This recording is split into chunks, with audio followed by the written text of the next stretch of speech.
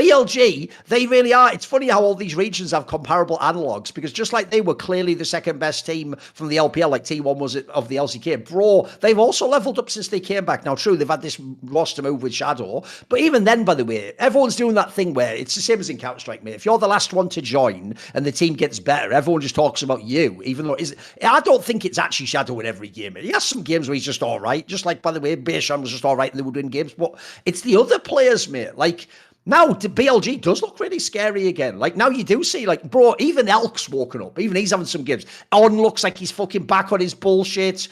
By the way, Bin's actually, like, being played to even. It seems like it's working. And then Knight was always really good anyway, but he continues to have games where he just smashes it. Like, this team looks, again, like, you actually have to have the real discussion. Like, I never thought they could have beaten anyone's legend in that final when they got there. They just looked too beaten already, mate. And the roster, just like Tarzan, was always going to gap the fuck out of Jasun. Look, I don't know if Shad0w could hold up, but right now, BLG absolutely could be the best team again, mate. This could be the number one LPL team, right?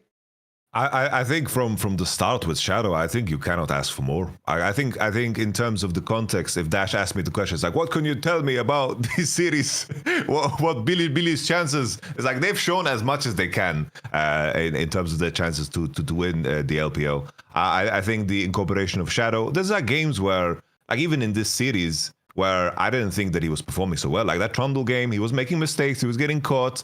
And that was okay. That was like okay because of how well everybody else played. This was probably one of the best Rumble games outside of like that game 5 against FlyQuest that Bin has ever played with how he plays his ultimates. There were no longer any big forest fires. He actually plays like good ultimates. Like across the board, I think everyone just seems to be in a better place. And League of Legends is so insanely fragile that if you don't trust like a teammate, it can really hurt your ability to perform, and you get like you try to overcompensate with other things. You trade too aggressively. You try to find other ways to win in that might seem completely unrealistic.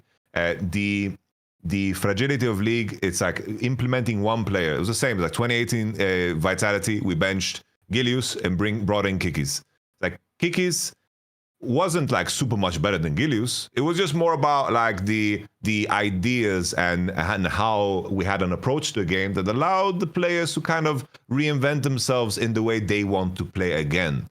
And taking the fresh approach allows you to realign yourself again. Because sometimes when you have a bad dynamic, you get to the point where you have tried to build like this house of cards and you didn't even know fucking why you got there. You're doing shit that you don't believe in because somewhere along the line you thought it was correct. And starting over and being like, oh, this is the player I want to be. Can you do this for me? And taking it from that approach can be insanely refreshing for everybody involved in that period. Yeah. I've got to ask you, because here's the problem.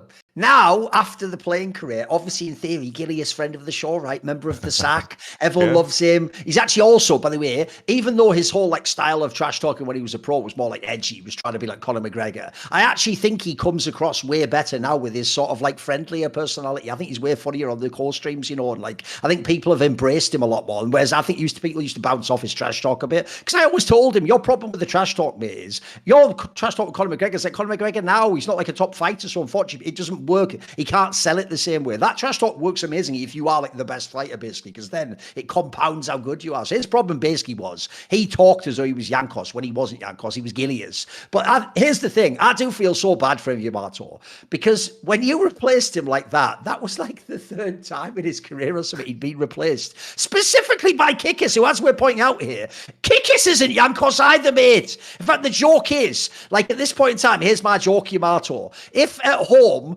fucking Gilius ever has a jam jar that's really tight, he probably struggles with it for ages, then just goes, calls up Gilius, come round. Gilius came straight off when I tried it. Yeah, no shit, motherfucker. Welcome to our careers. But bro, that's the worst thing. Even if you're going to replace him, mate, it's like that comment. You know the saying among friends, you know, the bro code. It's like, look, mate, you can date any other women in the world. Just don't date my ex or my sister. That's like the rule among bros. Your shit's like you go straight for the sister. It's like, fuck, replace him with anyone but Kikis, bro. Like, this is a meme at this point. And the worst thing is, Yamato, like every other time, it also works for some reason. No one to this day even knows, because it doesn't work long term either. Kickers eventually always gets booted as well, but like he just sits there waiting for someone to call him and go, yeah, we're done with Gilius now. Like, what is that? What is that from your perspective? I don't know. I think it's so bizarre. It's very strange. But the main thing for Kikis is that he was very quick to leave teams that he was unhappy with. True. Like G2, I remember G2 leaving G2, like that happened very rapidly. He chose to leave, yeah. He chose to leave. It's like Kikis, like there were times in his career where he was an insane player. It's like Unicorns of Love was on the map. Like they beat TSM at that IEM. They went and made a final with a roster that shouldn't have been. He was very, very unique as a jungler. And then he swapped to top lane and was like insane on G2 as well. Yeah, he's good. And then it's like they wanted to create that dynamic where they had a sub, and he was like, "Yeah, I'm not doing this shit." And then he just left, even though like being on G2 was like the best thing ever. It's like his career choices are very strange, but they seem very, very principled. So it's just, I think it's just a question of, you had a high profile player that if he just stuck on the teams that were really insane, he could have like had an insane career.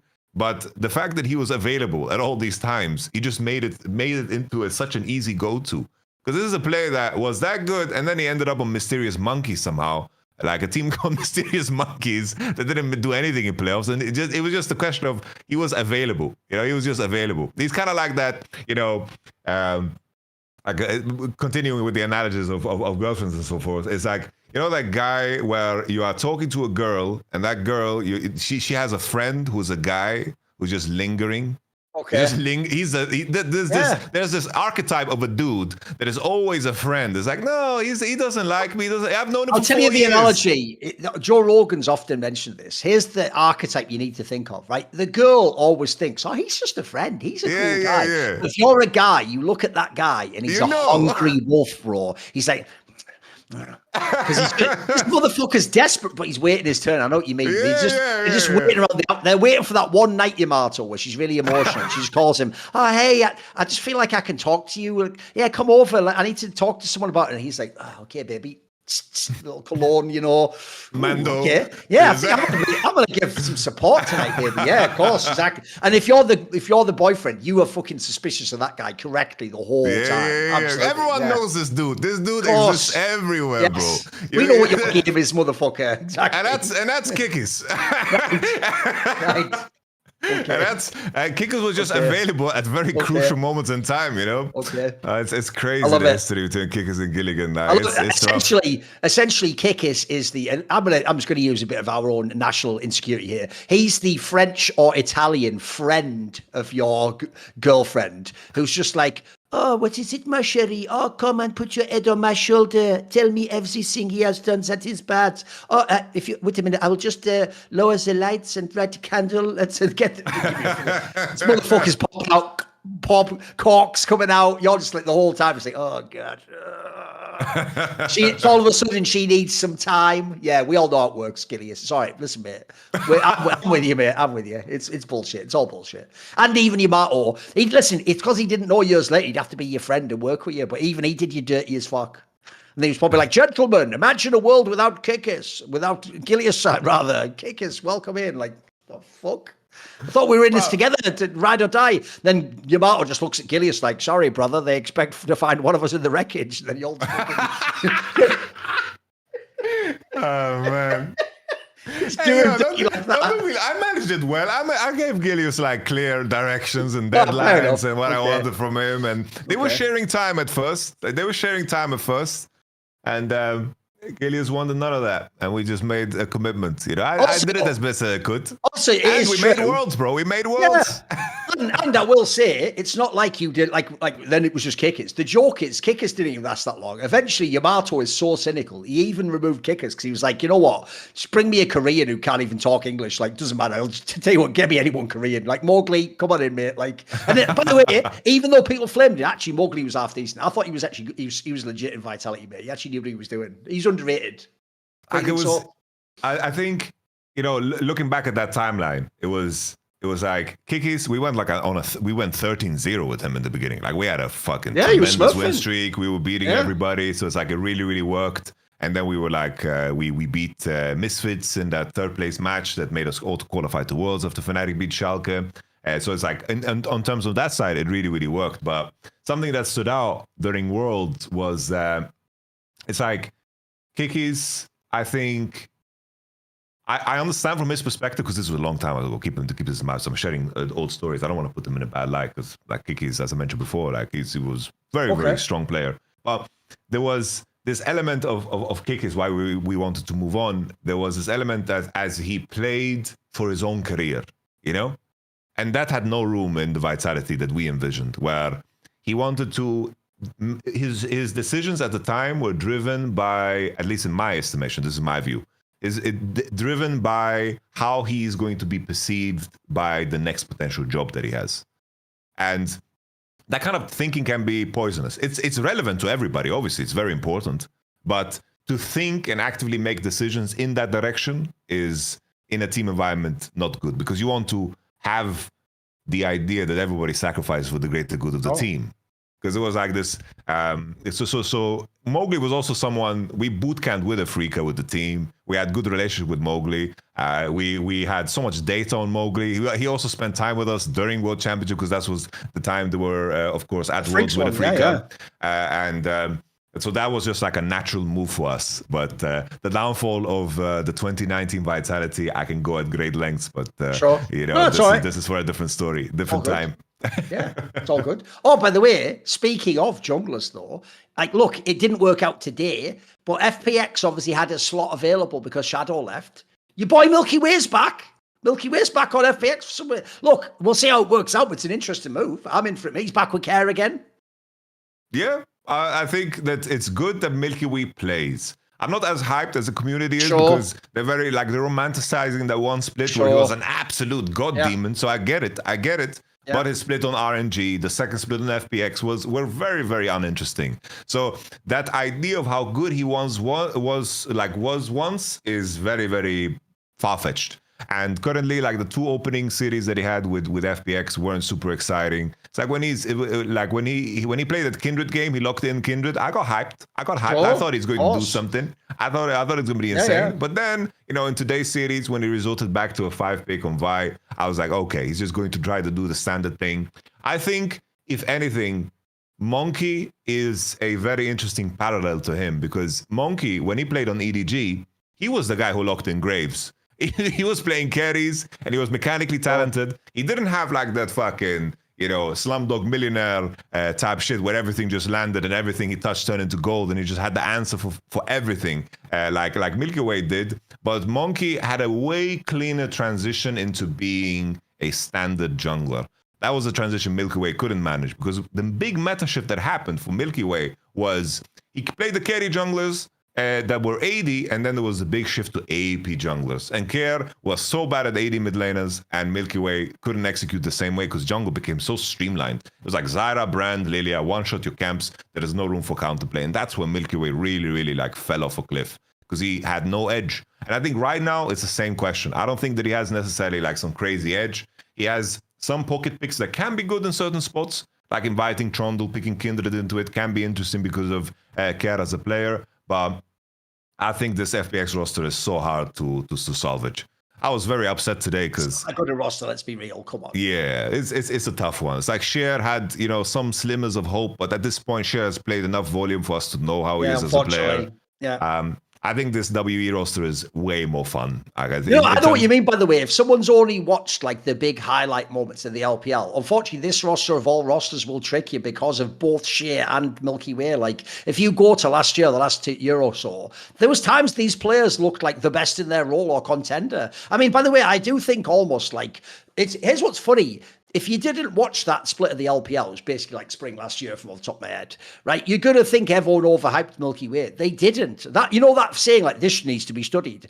Bro, someone needs to study the drop-off of that player, because that really was like one of the greatest rookie splits of play anyone ever had. It's why we were drawing parallels to fucking Faker, bro, who became like the best player in the world in his first year. Like, it's real. Like, put it this way, if I had to give you the CS equivalent, it was like some donk shit. Like, this guy was just like too good from day one. And in fact, it's even more like the Donk one because he wasn't even on the best team, mate. He was just on a team with like flawed pieces. But then I know what you mean. Kindred, by the way, is the pick as well. Bro, when he would play Kindred, he was unbeatable because like he would use that ult like perfectly. And it meant that he really could like actually like 1v9 fights as a fucking like jungler. And I even remember thinking the craziest thing about him is it's not like he's just pure mechanics or pathing. Like he had some sort of like sixth sense in fights for when to re-engage. Like he was unbelievable at it. And the drop off is so nuts because he's just become again like he's just an average jungler now. He's not bad, but he's nothing crazy. And I know what you mean. Like the hype it's gone now. There's just been too many games. Like it's not like we're playing LEC in best of ones. We've seen so many best of threes now. Like he hasn't played like that for a solid year now. And unfortunately, the year since then has been quite underwhelming. I know what you mean. Like that almost needs to be studied, bro, because it seems impossible he was that good, but he was.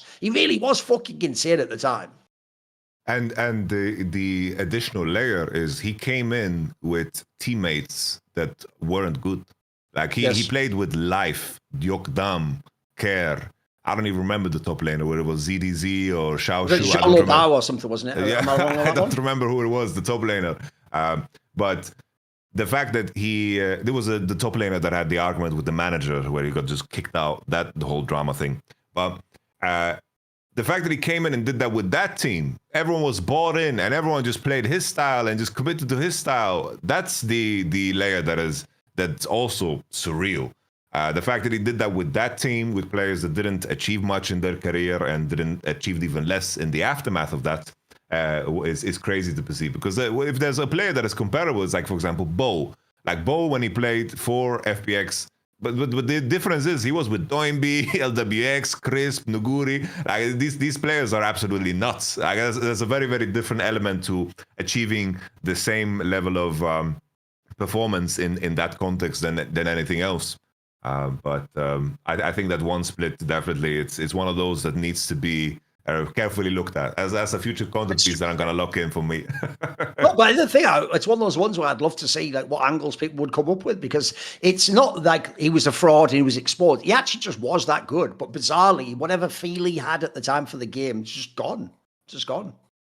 Bizarre, isn't it? It was so freaky how well he played. It was surreal. It's like there's moments. For example, there was that Canyon moment on Scanner. I think against T1 where everything just landed. There was just a sequence that he did that was just so insane. And Milky Way in that split had like a sequence like that in every game. It's like he's alive. Oh, he gets a Q off on Lee. Oh, he's still alive. He dashes out. He dodges this perfectly. I was like, what the hell?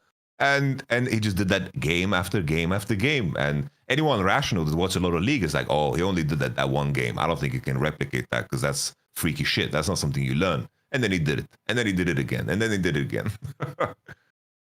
Well, you know what, Yamato? If there's one thing that I actually do appreciate if I'm thinking about the LPL, it's that when something that was really good in the past is even better now when it comes back. Bit like BLG, they were really great in the past. They were good in the last split, and now they're potentially the best. That reminds me of Raycon.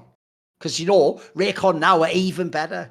They're their everyday Earbuds Classic. It features active noise cancellation, one of the best features you can ever have for little earbud ones. Think about when you're commuting, you're in a library, even if you're at home, if people are doing something in the other room or hoovering or whatever you might be doing. Excellent feature to have. They have 8 hours of playtime with a 32-hour battery, which is also straight fire again. You want to be able to have that stamina. You don't just want to have it only good for a couple of hours. Also, they have got amazing audio quality for the price point. I always will clarify that. Obviously, look, the best quality in theory in any field is going to be the most expensive gear. But what they've done is they've found the sweet spot where, assuming you're not some lunatic, insane audiophile, you want something that's like a reasonable price, but with really good quality sound quality. And I actually do think, by the way, as someone who has had some of the best headphones you can get in the world, it's slightly overrated. Like you actually have to have either like an amazing musical ear to pick out like the end frequencies or whatever, or you need to be using like an amazing stereo or something. If you're just using normal stuff like your phone or a PC for video games, actually there's a sweet spot again where you don't want to be spending too much more. It wouldn't be gold efficient, as the saying would go. And as we all know, and LS has pointed out, it's very important to be gold efficient in life, in League, in everything. Just be economical, isn't it? So get your wonderful Raycon earbuds today, and did you know they have free shipping on them now, which is what everyone always asks for. It's what everyone wants. So you can get free shipping and 20% off by going to buyraycon.com/LFN, easy one to remember, to get 20% off the fan favorite Everyday Earbuds Classic. Right now, Raycon is offering 20% off their Everyday Earbuds Classic. Buyraycon.com/LFN. This episode was sponsored by Raycon. Thank you to Raycon. Thank you to their wonderful Everyday Classic earbuds with the active noise cancellation. Right, let's get into some other topics. See more cool, funny, interesting clips based on topics from my content? Well, subscribe to this channel then, or, you know, be a pleb and don't.